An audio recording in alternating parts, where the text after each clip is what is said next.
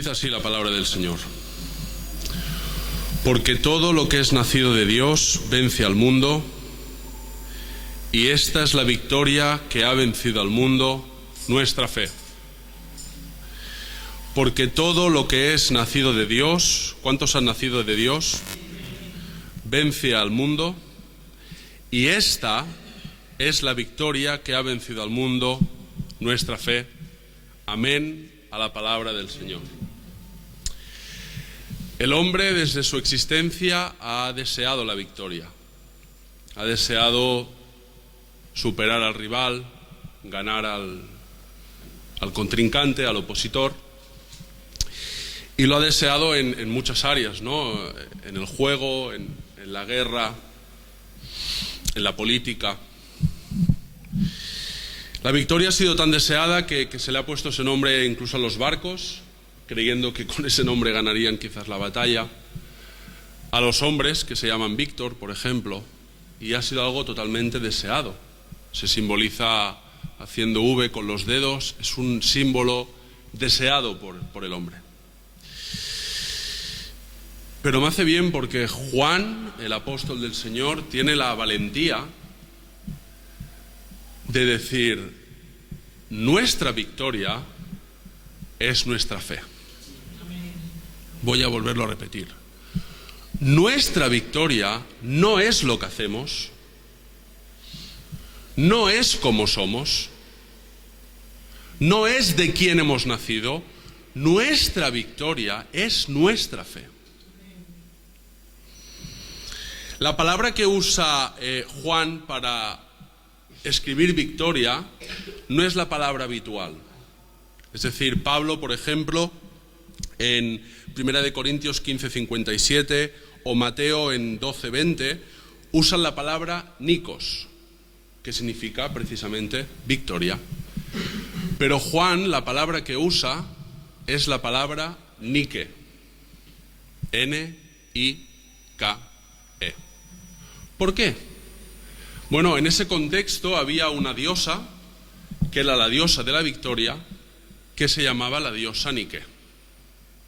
Esa diosa era un amuleto que usaban para las disputas militares, para las disputas deportivas, y era un amuleto que salía incluso en la mano de Zeus, era algo reconocido como la victoria. Entonces Juan, hermanos, cuando leemos este texto, no está hablando de la victoria como concepto. Está diciendo: vosotros tenéis una diosa que os ayuda a vencer en la guerra y en los juegos, pero nuestra diosa nos ayuda a vencer el mundo. Vuestra diosa que se ve, quizás os ayuda en el juego, quizás os ayuda en la guerra, pero nuestra diosa nos ayuda a vencer el mundo. A Él sea toda la gloria, toda la honra y toda la alabanza. La pregunta es: ¿qué victoria prefiere? Usted, que no sé en qué situación está, no sé en qué época se encuentra, ¿qué victoria prefiere? ¿La nuestra que hay aquí, donde quizás no se ganan las guerras ni se ganan los juegos, pero hay fe? ¿Cuántos tienen fe? ¿O la guerra que hay allá afuera, donde los políticos se matan por ganar un poquito más? ¿Cuál es la victoria que queremos, mis hermanos? Vamos a ser tentados constantemente a tener la victoria pagana y no la victoria del Señor. Me hace bien porque Juan se adapta al contexto del momento. Juan se adapta a hablar con las palabras de esa gente. Y a veces, hermanos, no sé usted, pero queremos hablar de una manera que no nos toca. A veces queremos decir 4 palabras que no sabemos ni lo que significan, para que la otra persona diga: oh, ¿cuánto sabe mi hermano Richard? Pero ese no es el cometido, mis hermanos. El cometido es predicar el Evangelio. El cometido es un simple arrepiéntete. El cometido es un Jesús te ama, pero no un Jesús te ama hippie, sino un Jesús te ama hasta el punto que ha muerto por ti. Y si no te arrepientes, te espera la ira del Cordero.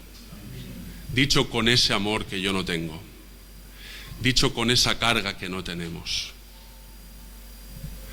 No es casualidad que hay una expresión que se dice hablar en cristiano, para denotar hablar de una manera clara, entendible. Y yo soy pequeño en el Señor, pero cada vez me doy más cuenta, hermanos, que muchas veces los cristianos como yo no hablamos en cristiano. Queremos hablar en lenguas, queremos hablar teología, queremos hablar muchos dialectos que quedan muy bien en la iglesia, pero no sabemos hablar en cristiano. No nos sabemos amoldar sin cambiar el mensaje, pero adaptar las palabras para que la otra persona nos pueda entender.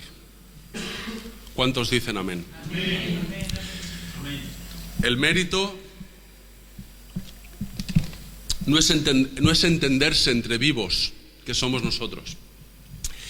El mérito, mis hermanos y mis hermanas, es tratar de hacer entender este misterio a los muertos. El mérito no es entre nosotros, el mérito es a los muertos, aunque a veces también hay muertos dentro de la iglesia, y quizás puedo ser yo. Juan dice tantas cosas en este texto. El Señor me ha llevado un tiempo a indagar y Juan está diciendo que el rival de los inconversos es algo físico, es una persona, porque en la guerra luchas contra una persona, en los juegos hay otro equipo, hay otra persona, pero la lucha del cristiano es contra lo espiritual. El enemigo es especialista en personificar. El enemigo quiere que personifiquemos el mal para que vayamos en contra de personas. Y nuestra lucha, como todos sabemos, no es contra carne ni sangre, sino contra principados, contra potestades, que el Señor reprenda a todos los demonios. El enemigo también es especialista en personificar el bien. Cuando este pastor que tenemos aquí, Pastor Pablo, Pastor Sisquetó, nos hablan de la doctrina bíblica, no es la doctrina del Marc, no es la doctrina de Pablo Góngora, no es la doctrina de Francisco Avellán, es la doctrina de Cristo. Y el enemigo quiere que personifiquemos las doctrinas para que vayamos en contra de estos hombres. Pero es un engaño del enemigo, que el Señor lo reprenda. Si la doctrina es bíblica, es de Cristo, nos guste o no nos guste. Por eso el problema no es decir, ay, si el Marc estuviera aquí. El problema es decir, Dios está aquí. Porque si no vamos a temer al hombre, y es un engaño. Hay que temer al Señor, mis hermanos. A Él sea toda la gloria, toda la honra y toda la alabanza. Cuando la doctrina no es bíblica, entonces sí que es de hombre. Por eso hay la doctrina de Balaam, hay la doctrina de los Nicolaitas. Cuando no es bíblica, sí que tiene nombre, porque no es de Dios, es de ese hombre. Pero cuando es bíblica, es de Cristo, mis hermanos.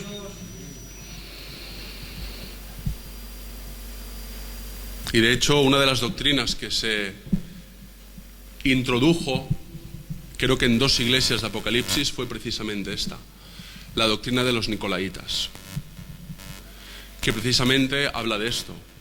Nikos, victoria, laitas, pueblo, la victoria del pueblo. Esta doctrina rezaba, instruía, explicaba que había una victoria sin Dios. Porque no es la victoria de Cristo cedida al pueblo, no es la victoria del pueblo gracias a Cristo, es la victoria del pueblo. No hay Cristo. Y no es la doctrina que se ha introducido hoy, mis hermanos. Que hay un pueblo que vas a las iglesias y te dicen, hermano, yo ando de victoria en victoria. Yo estoy en victoria. Y no están venciendo al mundo. Yo voy de victoria en victoria. Estoy en victoria. Lo digo con este acento porque muchos son sudamericanos, pero hay... Junen. Pero hay también otros hermanos que no son sudamericanos que también hablan así, ¿eh? Pues, perdonar que a veces... ¿no? Y es tremendo, ¿no? Porque, ¿qué significa estamos en victoria? La palabra me enseña que solo los que vencen al mundo mediante la fe están en victoria. O sea, ni que se cumplan las promesas de Cristo en mí significa estar en victoria. En Hebreos hubieron unos que no se cumplieron las promesas, murieron aserrados, apedreados y estaban en victoria. Imaginaos dónde quedan las personas que maquillan todos sus progresos políticos y económicos de promesas, diciendo que están en victoria. Eso ya queda en nada. La victoria de los nicolaitas se ha introducido en la iglesia, por eso hay cristianos que celebran más que gane el Barça. Se pueden poner de pie ante un gol de Messi, pero no hay quien los ponga de pie aquí en la iglesia. Hay hermanos que prefieren o se preocupan más de si gana Podemos que si gana el mundo. O se preocupan más cuando gana el ISIS la guerra, que el Señor reprenda a los demonios, que cuando la gana el mundo. Pero hay una batalla, mis hermanos, mayor que un Barça-Madrid. Hay una batalla mayor que Santiago Abascal y Pablo Iglesias. Espíritu contra carne, mis hermanos. Cristo contra la muerte. Cristo contra el mundo. Gloria al Cordero de Dios, mis hermanos. ¡Qué batalla! ¿Dónde se quedan las películas de Hollywood? ¡Qué batalla, mis hermanos! Un hombre, Dios hecho hombre, pero aparentemente un simple hombre, en una cruz, librando la batalla más espectacular del mundo. Y se puede, ahora es el momento, ¿no?, de leer cuando Pablo, 1 Corintios 15:54, dice: y cuando esto corruptible se haya vestido de incorrupción, y esto mortal se haya vestido de inmortalidad, entonces se cumplirá la palabra que está escrita: sórbida es la muerte en victoria. ¿Dónde está, oh muerte, tu aguijón? ¿Dónde, oh sepulcro, tu victoria? Ya que el aguijón de la muerte es el pecado, y el poder del pecado la ley, mas gracias sean dadas a Dios, que nos da la victoria por medio de nuestro Señor Jesucristo. ¿Cuántos lo creen? Amén. Vencer al mundo, mis hermanos. Y vencer al mundo no es solo los días que todos sabemos, vencerlo cada día, mis hermanos.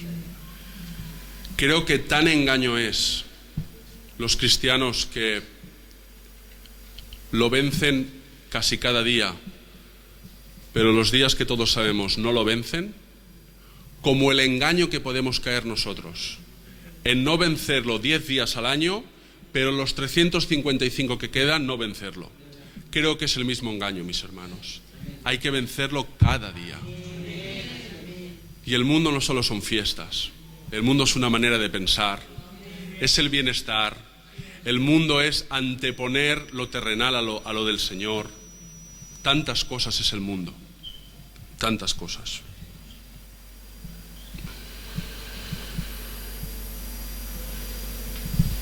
La palabra nos enseña Juan en esta porción que el cristiano no mide la victoria por lo que tiene. El cristiano mide la victoria por lo que vence. Usted que es pensionista, que a día 10 no tiene nada. Usted que tiene una enfermedad quizás crónica que no tiene cura. Usted que tiene una situación que sabe que no va a cambiar. Si está venciendo al mundo, usted está en victoria. Usted que la cosa le va bien. Usted que está fuerte como un roble. Usted que tiene la capacidad y los medios, y si no está venciendo al mundo, está en derrota.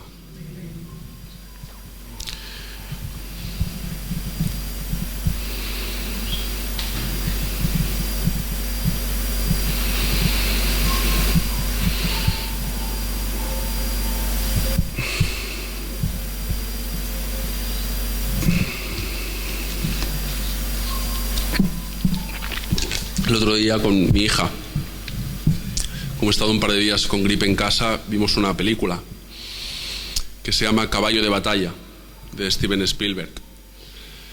Y no sé si lo habéis visto, es un caballo que lo compran en un mercado inglés y hay un joven que lo quiere tener en casa. Y es una película que habla de fe, porque es un caballo que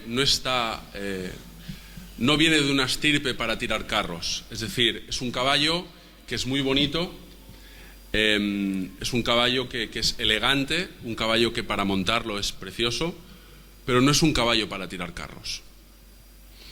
Y este joven se empeña en comprar este caballo por su belleza, aunque no tiene las cualidades de tirar del carro.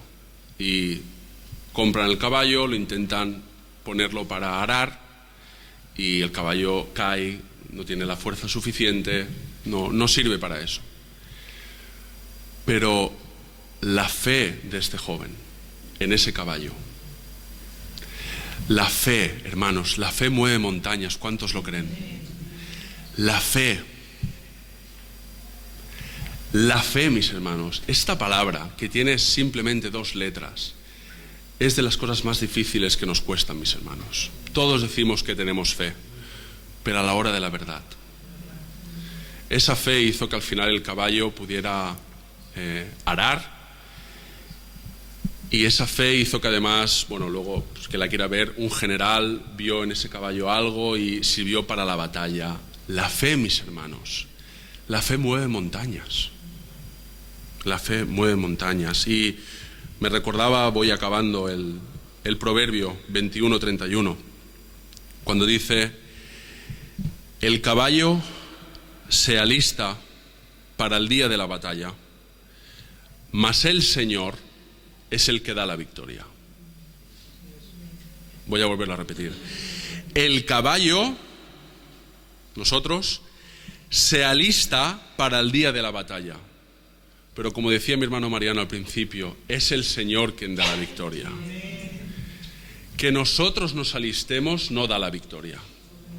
La victoria la da el Señor, mis hermanos. Y me hace bien porque en verdad un caballo no se puede alistar. Un caballo, que yo sepa, no habla ni tiene dedos para firmar un papel y alistarse. El mismo que nos da la victoria es el que en verdad nos ha alistado en esta guerra. Y el mismo que nos alista es el que nos prepara, es el que nos ayuda. ¿Cuántos lo creen? Y acabo con esto. Os voy a hablar de una victoria tremenda que hubo un día. Llegaron 3 hombres a la meta y no quedaba claro quién era el ganador. La gente se acercó, empezó a intentar vislumbrar quién había ganado esa meta, porque habían llegado los 3. Y empezaron a ver, ¿no? Y dijeron: hay uno que lleva corona, quizás sea ese. Empezaron a mirar, vieron como un podio y dijeron: hombre, este se ha subido en medio, es este. Y luego otro dijo: es este. En lugar de un cheque lleva un cartel, pero es como el premio, y ponía: Jesús, el Rey de los Judíos. Ahí tenemos el ganador de la carrera, es este. Pero transcurrió ese momento y se empezó a descolocar la gente, porque cuando al aparente ganador, que estaba en medio, repito, con corona y con ese cartel a modo de cheque que decía Rey de los Judíos, diga unas palabras ante la victoria, y el ganador tuvo el valor, mis hermanos, de decir: Padre, perdónalos, porque no saben lo que hacen. Y la gente se descolocó. Y entonces le entregaron el premio de ir con el Padre, porque el premio es ir con el Padre.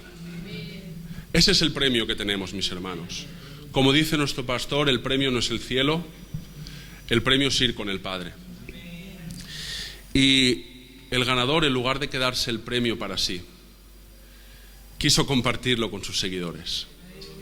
Y se miró al que tenía al lado y le dijo: de cierto te digo que hoy estarás conmigo en el paraíso. No sé cómo se queda usted, pero si es seguidor de Cristo, hay premio.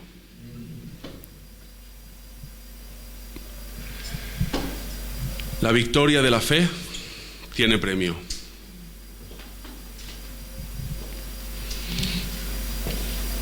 No pretendo que esto acabe en un aplauso, ni pretendo que haya una reacción ahora en vosotros, ni en mí. Pero si estas palabras han sido del Señor, que el Señor, en los momentos de fe, que es cada día, nos ayuda a recordar que hubo alguien que murió por usted y por mí, y hubo alguien que compartió el premio de estar con el Padre. Demos gracias al Señor.